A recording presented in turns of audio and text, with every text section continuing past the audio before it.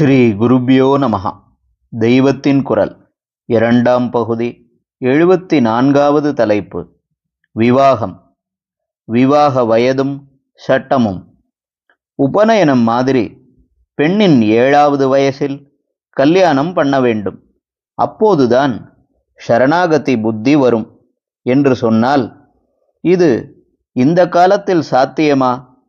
சட்டவிரோதமல்லவா என்று கேட்பீர்கள்.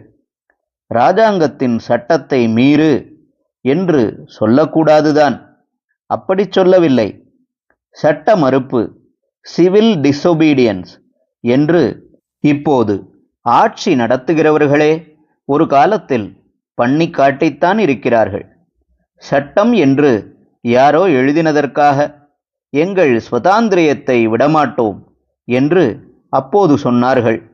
அதே மாதிரி ஜெயிலில் போட்டாலும் பரவாயில்லை, பிராணன் போனாலும் பரவாயில்லை, ஆத்மக்ஷேமத்துக்காக ஏற்பட்ட விவாக சம்ஸ்காரத்தை வெறும் லௌகீக விஷயமாக்கி சட்டம் பண்ணினால் ஏற்க முடியாது என்று கிளம்புகிற வேகம் நம் ஜனங்களுக்கு இல்லை. அப்படி இல்லையே என்பது மட்டும் நான் சட்டத்தை மீற வேண்டாம் என்று சொல்வதற்கு காரணமில்லை. ஒரு விஷயத்தில் மீறினால் மற்றவற்றிலும் மீறுகிற எண்ணம் உண்டாகி கட்டுப்பாடே போய்விடும். அதனால்தான் சட்டத்தை மீறும்படி சொல்லவில்லை. ஆனாலும் சட்டத்தை மீறாமலே ராஜாங்கத்துக்கு சாஸ்திர அபிப்பிராயத்தை விடாமல் சொல்லிக் கொண்டிருக்க வேண்டும். ராஜாங்கத்துக்கு மட்டுமில்லை, ஜனங்களிலும் 190 பேருக்கு மேல் சாஸ்திர அபிப்பிராயத்தை விட்டுவிட்டார்களே, அவர்களுக்கும் பாக்கி இருக்கிற ஸ்வல்ப சாஸ்திரஜர்கள் எடுத்து சொல்லிக்கொண்டே இருக்க வேண்டும்.